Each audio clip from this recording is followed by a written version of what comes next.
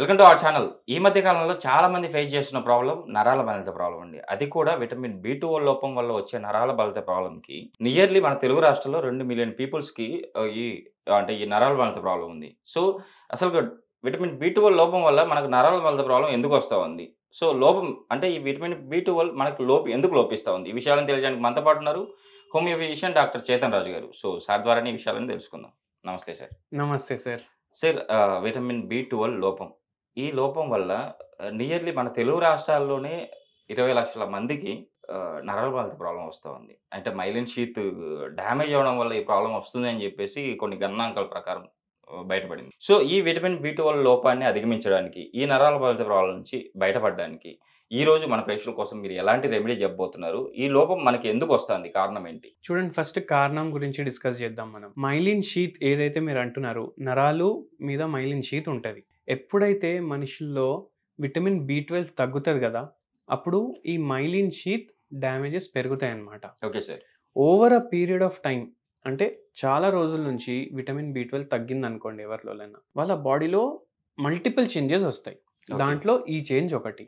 ఈ చేంజ్ ఎప్పుడైతే వస్తుంది, అప్పుడు ఏమవుతుంది, మనకు చేతుల్లో తిమ్మిర్లు రావడం, కాళ్ళల్లో తిమ్మిర్లు రావడం, నొప్పులు అవ్వడం, మళ్ళీ దాని తర్వాత చేతులు లాగడం, కాళ్ళు లాగడం, ఇవి అవుతాయి. అండ్ ఇది మన ఓవరాల్ నర్వస్ సిస్టమ్ మీద కూడా ఎఫెక్ట్ వేస్తుంది. Okay sir. అంటే బ్రెయిన్ మీద కూడా ఎఫెక్ట్ వేస్తుంది అనమాట. అందుకే మనం ఇది కంట్రోల్లో తెచ్చుకోవాలి. కానీ తెచ్చుకోవడానికి ప్రాబ్లం ఏమవుతుందంటే, ఇప్పుడు ఏదైతే మనం ఫుడ్ తింటున్నాం కదా, అది మొత్తం ఎట్లా వస్తుంది, మనకు ఫార్మింగ్ ద్వారా వస్తుంది. ఓకే. అండ్ ఫార్మింగ్ ఫుడ్లో మనం పెస్టిసైడ్లు స్ప్రే చేస్తాం, ఫర్టిలైజర్లు స్ప్రే చేస్తాం. సో ఎన్పీకే ఇవి మెయిన్ ఫర్టిలైజర్లు. ఓకే. ఇది ఎన్పీకే ఎంతైతే స్ప్రే చేయాలి, ఎందుకంటే మన జనాభా చాలా ఎక్కువ. ఇప్పుడు మోస్ట్ పాపులస్ కంట్రీ ఇప్పుడు ఇండియా. Yes sir. సో జనాభా ఎక్కువ ఉండడం వల్ల మనకు పంట కూడా ఎక్కువ కావాలి. ఓకే. సో మనం ఎక్కువ ఫర్టిలైజర్లు స్ప్రే చేస్తున్నాం. ఎక్కువ ఫర్టిలైజర్ స్ప్రే చేయడం వల్ల అక్కడ వీడ్స్ కూడా ఎక్కువ గ్రో అవుతాయి. ఓకే. అవి కౌంటర్ చేయడానికి పెస్టిసైడ్లు ఎక్కువ స్ప్రే చేస్తున్నాం. ఓకే. సో ఏదైతే మనం ఫుడ్ తింటున్నాం కదా, దాంట్లో ఎంత న్యూట్రియంట్ ఉంది, ఎంత పాయిజన్ ఉందో మనకు తెలియదు. ఓకే. అండ్ ఏదైతే ఫర్టిలైజర్స్ అండ్ పెస్టిసైడ్ మన ఫుడ్లో వెళ్ళిపోతున్నాయి కదా, అదే మనం కన్జ్యూమ్ చేస్తున్నాం కదా, యెస్. దానివల్ల మన ఇంటెస్టైన్లో ఏమో కరెక్ట్గా అబ్జార్బ్ చేయలేకపోతున్నాయి ఓకే సార్. ఏవైతే మనం న్యూట్రియంట్స్ తింటున్నామో. అందుకే చాలా మందిలో ఈ మధ్య కాలం విటమిన్ బి12, విటమిన్ డి ఇవి డెఫిషియెంట్ అవుతున్నాయి. ఓకే. ఈ డెఫిషియన్సీస్ వల్ల బాడీ మీద వేరే వేరే ప్రభావాలు మనకు కనిపిస్తున్నాయి. Okay sir. సో ఇప్పుడు నరాల్లో కూడా అదే ప్రాబ్లం అవుతుంది. అందుకే మనం ఏం చేయాలంటే, ఫస్ట్ థింగ్ వచ్చేసి ఆర్గానిక్ ఫుడ్ ప్రిఫర్ చేయడం స్టార్ట్ చేయాలి. ఓకే. ఆర్గానిక్ ఫుడ్ ప్రిఫర్ చేస్తే మనకు స్లోలీ మన ఇంటెస్టైన్లు రిపేర్ అవ్వడం స్టార్ట్ అవుతాయి. ఓకే. దాని తర్వాత మెల్లిమెల్లిగా బి12 కూడా న్యాచురల్గా పెరుగుతుంది. Okay sir. అదొకటి. ఇంకోటి వచ్చేసి ఏంటంటే, ఎప్పుడైతే మీకు తెలుస్తుంది విటమిన్ బి12 డెఫిషియన్సీ ఉంది, అందరేమో భయపడుతున్నారు ఇప్పుడు. ఓకే. అరే నాకేమైపోతుంది, నా నరాలు ఏమైనా డ్యామేజ్ అయిపోతాయా, లేదంటే మన బ్రెయిన్ సెల్స్ ఏమైనా డ్యామేజ్ అయిపోతాయా. ఇంకోటి వెరీ ఇంపార్టెంట్ ఏంటంటే, ఫర్గెట్ఫుల్నెస్ కూడా స్టార్ట్ అయిపోతుంది. ఇప్పుడు మనకు ఫర్గెట్ఫుల్నెస్ స్టార్ట్ అయిపోతే ఎంత ప్రాబ్లం అయితే, జనాలేమో ఇప్పుడు ఎవరితోటైతే రెగ్యులర్ కలుస్తున్నారు, ఇప్పుడు మన దగ్గర ఒక పేషెంట్ వాళ్ళతో మాట్లాడిన విషయాలన్నీ మర్చిపోతామంటారా? ఇప్పుడు నా దగ్గర ఒక పేషెంట్ వచ్చింది, విటమిన్ బి12 డెఫిషియన్సీ ఉంది పేషెంట్కి, కానీ మతి మార్పు కూడా వచ్చేస్తుంది ఆయనకు. ఓకే. ఎవరితోటైతే రెగ్యులర్ ఆఫీస్లో కలుస్తాడో వాళ్ళ పేర్లు మర్చిపోతున్నాడు. ఓకే. ఆయన ఏదైతే పనులు చేద్దాం అనుకుంటాడో ఇవాళ, అవి కూడా మర్చిపోవడం స్టార్ట్ అయింది. ఓకే. ఎందుకు? ఈ నరాల్ వీక్నెస్ వల్లనే. ఓకే. అందుకే ఈ నరాల్ రిపేర్ చేయడానికి ఒకటి మనం ఆర్గానిక్ ఫుడ్ అన్నాము, ప్లస్ 2 హోమ్ రెమెడీస్ చెప్తాను నేను. Okay sir. మనకు తేనె అయితే మన అందరికీ తెలుసు, యెస్.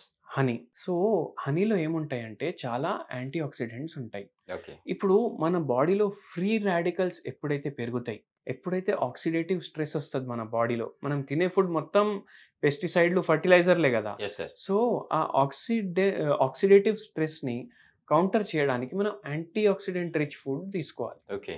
ఈ ఫ్రీ రాడికల్స్ మన బాడీలో తగ్గాలి. Yes sir. So daily morning lukewarm water చేసుకోండి, అంటే Okay. గోరువెచ్చనీళ్ళు చేసుకొని దాంట్లో కొంచెం హనీ కలుపుకొని తీసుకోండి, ఒక Okay. 1 spoon.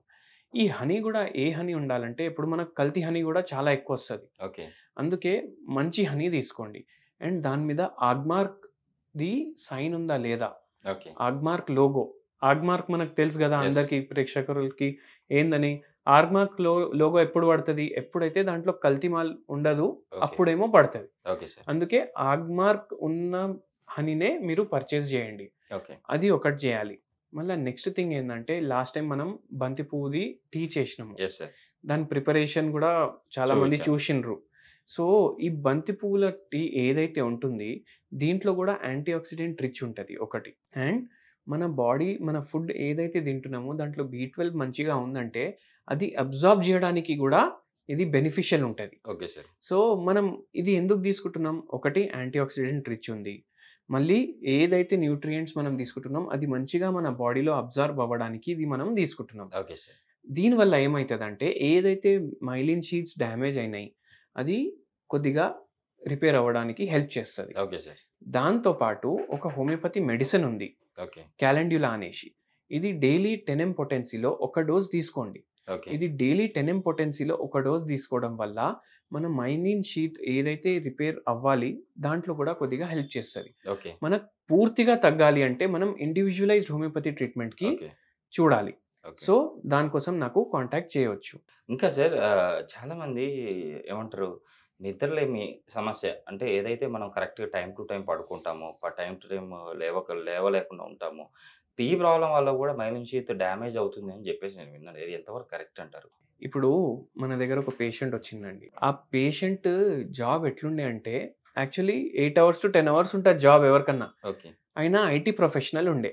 So work from home ఉండే ఆయనకు వర్క్ ఫ్రమ్ హోమ్ ఉండడం వల్ల అదే జాబు ఏదైతే 8 గంటలు 10 గంటలు చేయాలి ఆయన 16 అవర్స్ 18 అవర్స్ చేస్తుండే. Okay sir. దాని తర్వాత 4 గంటలు 5 గంటలు అంతే నిద్రపోతుండే. దాంతో ఏమైంది ఆయనకు నరాల బలహీనత అనేది స్టార్ట్ అయిపోయింది. ఎందుకు స్టార్ట్ అయింది? ఎప్పుడైతే ఇట్లా మనిషి చేస్తాడో దాని తర్వాత ఆయన బాడీ నెక్స్ట్ డే డల్ ఉంటుంది. Okay sir. డల్ ఉండడం వల్ల ఆయన ఎక్కువ షుగర్ క్రేవింగ్ వస్తుంది ఆయనకు. ఓకే. ఎక్కువ షుగర్ క్రేవింగ్ వచ్చి ఆయన ఎక్కువ తినడం స్టార్ట్ చేస్తాడు. ఓకే. షుగర్ క్రేవింగే కాదు ఎక్కువ క్యాలరీ ఫుడ్ బిర్యానీలు పిజ్జాలు బర్గర్లు ఇవి క్రేవ్ చేస్తుంది బాడీ. Yes. ఎందుకు? డల్ ఉంది బాడీ, ఇప్పుడు ఎనర్జీ కావాలి, ఎక్కువ ఎనర్జీ. యెస్. అందుకే ఇవన్నీ ఫుడ్స్ తినడం స్టార్ట్ చేస్తాడు. ఓకే. ఇవన్నిట్లో ఫ్రీ రాడికల్స్ ఎక్కువ ఉంటాయి. ఆక్సిడేటివ్ స్ట్రెస్ పెరుగుతుంది బాడీలో. ఆక్సిడేటివ్ స్ట్రెస్ పెరిగింది దానివల్ల నర్వ్ డ్యామేజ్ పెరుగుతుంది. షుగర్ లెవెల్స్ ఎక్కువ అయిపోతాయి. ఇప్పుడు సింపుల్గా చెప్పాలంటే ఎవరైతే మనిషి 8 గంటల నుంచి 9 గంటలు పడుకుంటాడు ఆయనకు ర్యాండమ్ బ్లడ్ షుగర్ చూడండి, ఒక మార్క్ వస్తుంది, మనకు ఒక లెవెల్ వస్తుంది. అదే ఎవరైతే పడుకుంటలేడు ఆయన లెవెల్స్ చెక్ చేయండి, షుగర్ లెవెల్స్ కొంచెం హైనే వస్తాయి.